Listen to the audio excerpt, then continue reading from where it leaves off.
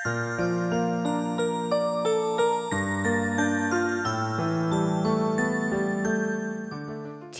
жана анын шам чырагы. 7-бөлүм. Коркпогун, анткени мен сени куткарып алдым. Ышая 43:2. Саат 8 болооруна аз калган.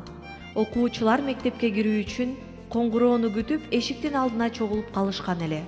Левилердин үй бүлөсүндө бүгүн бир керемет болгону анык, деп кыйкырып жиберди балдардын бири. Карасаңар, Тип мектепке кечикпей келе жатат. Тип чечкиндүү кадам таштап дөбөдөн чыкты. Каникул бүтүп окуу башталган эле. Тип бүгүндөн тартып дайыма кечикпей келип сабакты калтырбайм деп чечкен. Анткени ал буга чейин эч качан мындай кылчу эмес. Ал окуган мектеп шаар боюнча жалгыз мектеп болгондуктан Типтин классташтарынын арасында жетиштүү үй бүлөнүн балдары, ошондой эле эч кандай тарбия көрбөгөн жеткен тентек бир нече бала да окучу. Салам эски дос, жашооң кандай? Деп кыйкырып жиберди Боб Тернер. Каникул учурунда Боб шаарда болбогондуктан Типтин жашоосунда болуп өткөн өзгөрүү тууралуу анын эч кабары жок эле. Досунун саламын укканда Тип селт эте түштү. Боб менен болгон достугунан улам келе турган көп азгырыктарга эми ал туруштук бере алат болду экен. Ушуга чейин Боб менен Тип жаны бирге ынак достордон эле. Экөө тең бейбаштык кылууну жакшы көрчү. Бирок Тип бир нече аптадан бери экөөнүн ортосунда аларды бөлүп турган туңгуюк пайда болгонун сезип турду. Коңгуроо кагылып, окуучулар чурулдаган бойдон класска киришти. Адаттагыдай эле Боб Типтин жанына келип отурду. Тип ичинен чоочулай Бобту карап койду. Бирок Боб сабакты көп калтыргандыктан ал мени азгыра албайт деп өзүн сооротуп отуруп калды. Сабактар дайыма Библияны окуу менен баштала турган. Типтин жүзү ал барып, китебимди алып чыксамбы же жокпу деп пушайман болуп жатты.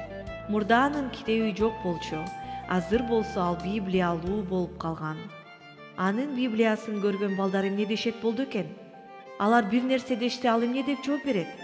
Алар албетте аны шылдыңдай башташат да.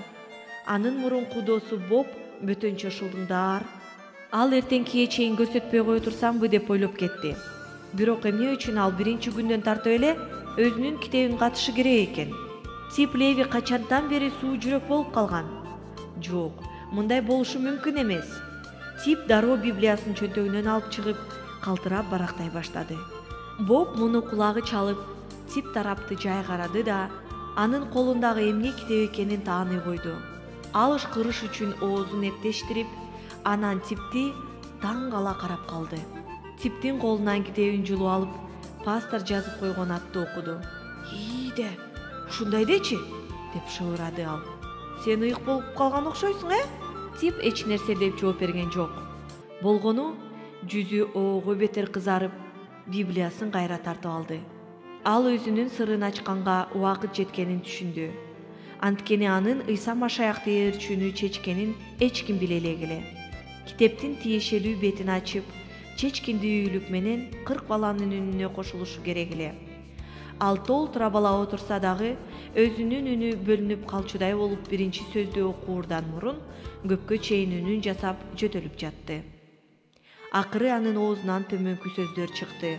Ким мени адамдардын алдында ачык тааныса, мен да аны асмандагы атамдын алдында ачык тааныйм. Ким адамдардын алдында менден баш тартса, мен да асмандагы атамдын алдында андан баш тартам. Жанындагы Боб үнүн акырын чыгара бир күлкүлүү ырдыырдай баштады. Ал ушул сонун бөлүм окулуп бүткүчө ырын токтоткон жок. Анын ыры албетте Типке арналган эле. Ал ырды укпай, китепти окууга аракет кылса да, болбой эле ырдын ар бир сөзүн угуп жатты. Ушул ички күрөшкө карабастан, Типтин жүрөгү ыраазычылыкка толуп, өзү окуган сөздөрдү кубаныч менен кабыл алып жатты. Качандыр бир убакта тикенек таажы кийген Ыйса азыр даңкка бөлөнгөнүн жана ошол куткаруучу ал үчүн кыйынчылыктарды баштан өткөрүп, өлүмдү жеңип өткөнүн билди. Мугалим сыйына баштаганда, Тип да жүрөгүнүн түпкүрүнөн ага кошулду.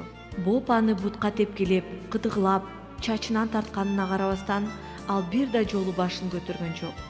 Сыйынууга болгон каалоосун да жоготкон жок.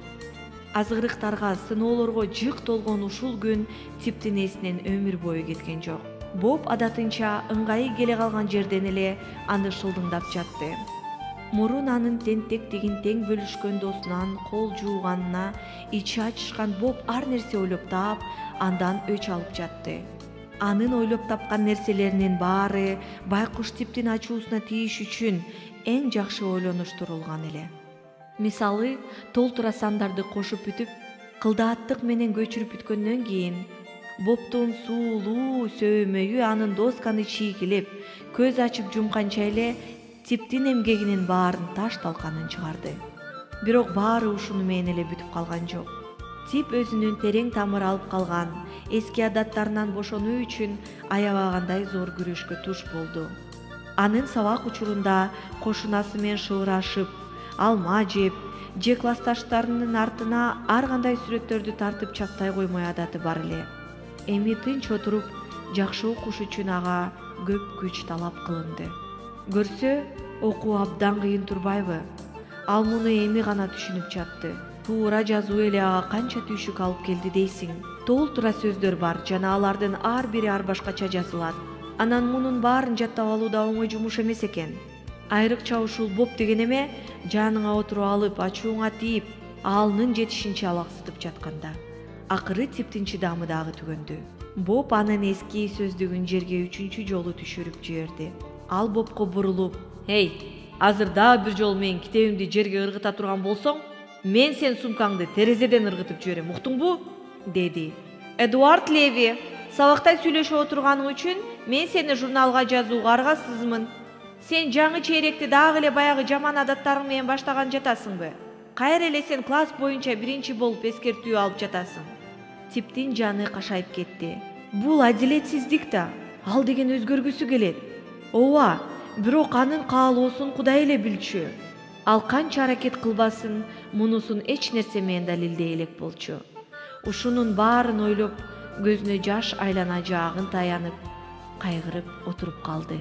Боб дароо анын кулагына келе калып: "Мальбрук жүрөшкө чыгыптыр" деп кыңылдап ырдай баштады. Типке анын тамашалары аябай жакчу. Эми болсо алар ушунчалык маанисиз, жаман экенин сезди. Анын көңүлү чөгө баштады. Ал башын көтөрүп эки жагын карады. Анын көзүнө Том Минтурн менен Фред Голбрук урунду. Ал экөө алгебра менен алек болуп жатышкан. Аларга жолтоо болгон эч ким жок эле. Аларды көргөндө Тип терең үшкүрүп жиберди. Эгер ал класста ушундай кадыр баркка ээ боло алса, окуу канчалык жеңил болмок. Алар Тип менен эле тең балдар болчу. Бирок алар алгебраны окуй башташкан эле. Тип болсо кошууга келип да калган бойдон канча аракет кылса да андан ары өздөштүрө албай жаткан. Аларды кууп жетүү үчүн ал эч нерсесин аямак эмес. Бирок бул ишке ашпай турган кыял болчу. Жана ушул желмогуздай болгон сөздүктү көрөйүн деген көзү да жок калган эле. Жаттаган сөздөрдү айтууга кезек келгенде, баятан берки болгон окуяларга абдан капалангандыктан эртеден бери жанын үрөп, жаттап жаткан сөздөрүн айта албай, класс боюнча эң акыркы орунду ээледи. Буга эч ким деле таң калган жок. Анткени анын аракетин эч ким билген эмес да. Тип үчүн ушунчалык кыйын болгон ушул узун таң да акыры аягына чыкты. Түштө эс алууга убакыт болгондо, ал болгон күчүн жыйнап, ага эң сон сезилген, өзүнө бүгүн эртең менен эле берилген убадаларын кайрадан жаңыртууга аракет кылды. Байкуш бала абдан кыйналып жаткан. Бирок мектептеги биринчи күндүн кыйынчылыктары ушуну менен эле бүтүп калган жок. Боб убакытты көңүлдүү өткөрүш үчүн кагазды тоглоктоп балдарды урууну ойлоп тапты. Мугалим ары бурулаары менен эле кагаз учуп барып бирөөгө тиет. Бир аздан соң кичинекей балдардын көбү ага кошулуп, башкаларга чабуул коюшту. Кээ бир окуучулар мугалимге арызданышып, мугалим белгисиз күнөөкөрлөрдү катуу урушту. Бирок балдар тил алып токтоп калышкан жок. Ошондо мугалим ким дагы ушундай кылса аны катуу жазалай тургандыгын айтты. 5 мүнөт өтүп өтпөй шуулдаган, үн угулуп, чоң тоглоктонгон кагаз келип мугалимдин башына тийди. Корккондоруна карабай, залдагы балдар дуу күлүп жиберишти. Бирок балдар мугалим аябай катаал киши экенин жана айткан сөзүнө тураарын билишчү. Ал башын шашпай көтөрүп, мисирейип туруп, кагазды ким ыргытты? Деди. Эч ким жооп берген жок. Фред Гольбрук, муну ким ыргытканын сен билесиңби?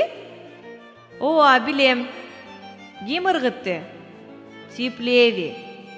Жок, жетишет. Бир да жолу кагаз ыргытпаса деле, так ушул күнү 2 жолу адилетсиз жалаага калуу деген эмне шумдук. Ал ордунан тура калып, көзүн жалжылдатып кыйкырып жиберди. Калп, карандай калп? Фред калп айтып жатат. Ал калп айтып жатканын өзү да билет. Отур, деди мугалим. Гольбрук, сен анын кагаз ыргытып жатканын көрдүң беле? Ооба, көргөм. Эдуард, бул жака кел. Тип дулдуюп ордунан козголуп да койгон жок. Боб анын кулагына: барбайм деп айт. Эмне, ошондон коркосуңбу? Ага тил албай эле кой. Керек болсо өзү келсин. Ким күчтүү экенин биз ага көрсөтүп коелу, деп шыбырады. Мугалим сөзүн дагы бир жолу кайталады. Тип анын столуна келди да, анын көзүнө тике карап, өнүн бекем чыгарып мындай деди. Чыпчын айтып жатам. Мен ыргыткан жокмун. Ал муну бекем, ал тургай салтанаттуу айтты. Ошентсе да ага ишенбей тургандыгын билди. Анткени ал далай жолу чынында күнөөлүү болгон учурда да ушул жерде ушинтип актанып турчу. Мектептегилер деги эле анын тааныштары анын сөзүнө ишенишчү эмес. Ал калпычы болгондуктан буга таң калчу деле эмес. Сунулган колдоруна келип тийип жаткан сызгычтын ачуусун ал унчукпай чымыркана көтөрдү. Ал бир да сөз айткан жок. Бир тамчы көз жашын да чыгарган жок. Мугалим болсо Тип күнөөлүү деп бекем ишенип алган эле. Фред Гольбрук эч качан калп айтчу эмес. Ал эми Типтин актанганы ал үчүн маанилүү деле эмес болчу. Анткени Тип тентек кылып койгондо дайыма ушундай кылчу. Ырас, ал жазасын алгандан кийин күнөөсүн дайыма мойнуна алчу.